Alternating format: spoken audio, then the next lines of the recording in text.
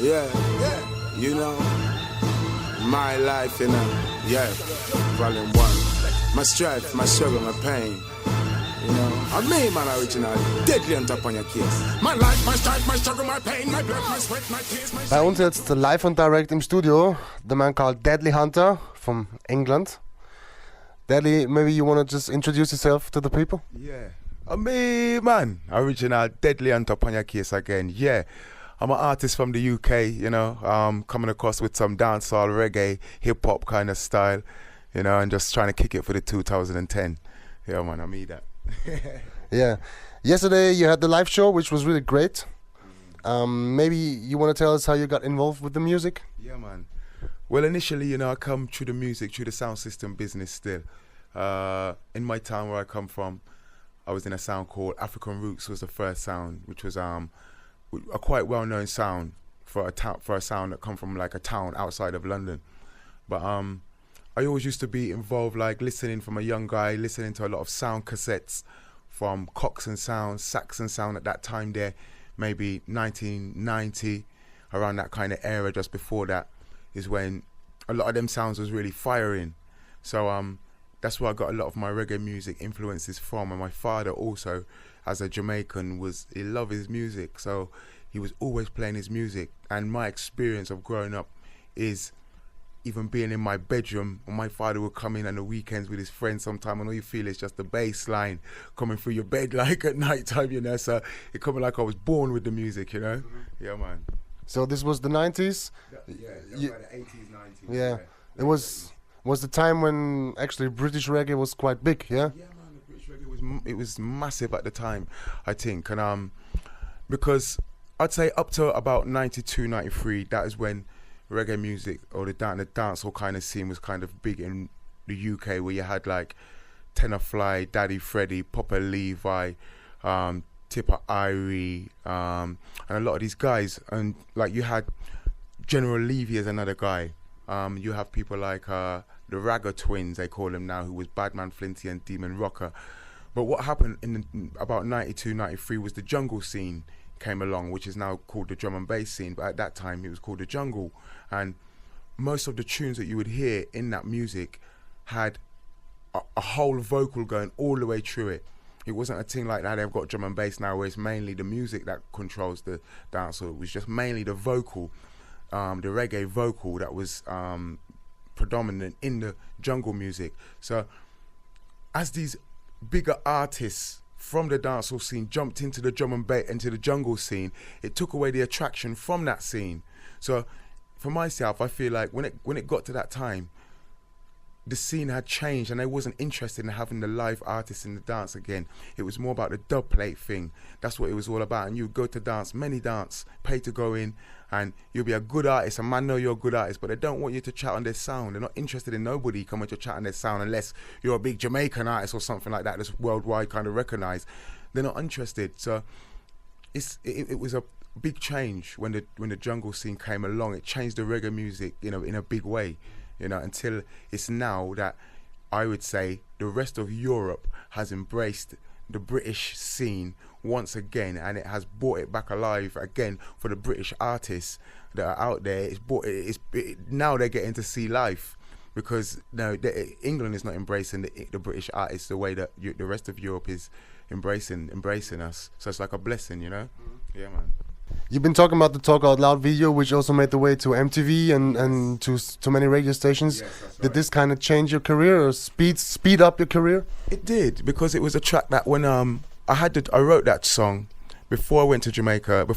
When I came back from Jamaica in 1999, I wrote that song. So the song is like 11 years old now, and in my heart, when the day that I wrote this song, I was saying to myself, this song is a hit. I know this is the song. It came out on an EP.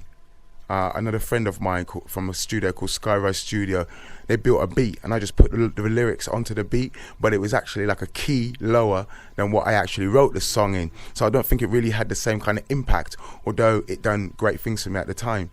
But I linked up with these guys, Catch 22 Productions, who's very good producers, and you know, I spat the lyrics in the key that I wanted it, and he built the rhythm track around it. And I think it's got like a little bit of a ska kind of feeling to it as well also. So it was a big stepping stone for me. Having the video come out was a great thing. It was on another 2 video channels in the UK as well, just British one, Channel U, and the next one I can't remember the name. It was played on a program called Soccer AM as well on their skills part when they had the international skills going over it. My song will be playing in the background, and it's been used for a lot of like different things still. So it's done a lot for me. I think that's what I'm kind of most well known for at the moment. Do you have certain archetypes that influenced you? Some singers, some British singers, maybe some Jamaican singers? Yeah, man. Like, I would say from the age of, say, when I was telling you like 14, 15, I was listening to a lot of Coxsone and Saxon. So like Daddy Freddie, Tenor Fly, you know, they're elders to me. When I was like 14, 15, them guys was in the dance, smashing up the place. So we was aspiring to be these guys at the time, you know. So from the British perspective, like those guys was in England, it was those kind of reggae artists. Busta Rhymes is a big influence for me. Bob Marley's always been a big influence for me. Even people like John Coltrane, Nina Simone, Phyllis Dillon. You know, I like to listen to a lot of like the old school kind of music, the real kind of music, because you find that nowadays everything is coming from there anyway. Everyone's taking the essence from there because that was a time of originality and creativity. Whereas now I don't think that same spark has really come back alive again as yet. Not to say that it won't, but it's hard to find really original things at the moment, I think. But yeah, man. You mentioned it already, talking about the original, the creativity which was there. Yes. How do you see the reggae scene today? Yes. I see the reggae scene as, from a Jamaican perspective, because I kind of put it in 2. I see that the European scene, sorry, and the Jamaican scene, I kind of put them separate. You know, I see the Jamaican scene as starting to go more on a hip-hop vibe now. They're starting to, the beats that they've got, if you listen to the rhythm tracks on their own, you wouldn't directly say this is a ragga beat. You know, you could say maybe it's an R&B beat, which is trying to catch a reggae kind of flow to it, or it's a hip-hop beat that's trying to carry a kind of reggae twinge to it as well.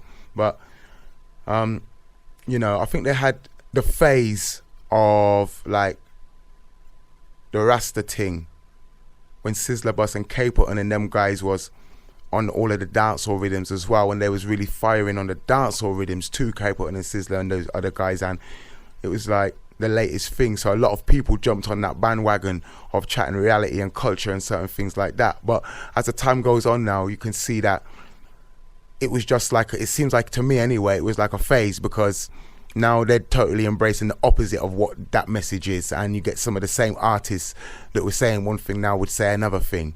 So for me, you know, you have to always respect Jamaica because it's the foundation as well, and I respect the music that they're doing now because I even love the hip hop vibe within it as well also. So, you know, that's how I see the Jamaican side of it. You got the gully and the Gaza thing going on as well, which I don't like to see in any form of music, whether it's hip hop, reggae, or anything like that kind of war, because it can manifest.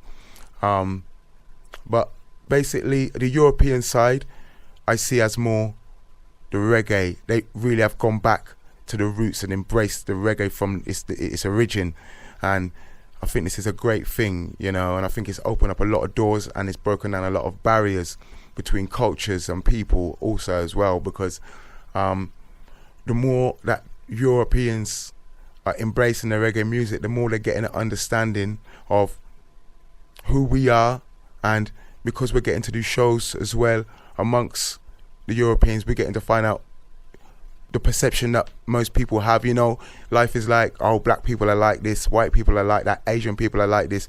It breaks all those barriers down, and you just realize, say, that everybody is just human being. Everybody is just a person, and you have to get to know the person's character and individual before you can judge them. You know, you might have a set of people within a race that might be that way inclined, but you can't judge a whole race on that alone, you know. Yeah, man. Ja, Mann, das war's mit Deadly Hunta. Wenn ihr noch mehr Sachen von ihm hören wollt, schaut einfach vorbei auf myspace.com/original Deadly Hunta it is, I think, yeah. Check out the videos, check out the music. Bless up, yeah. Anything I wanna be, that's what I'm gonna be. You can be mad at me, glad for me. This one comes straight from the streets. I shall not accept defeat.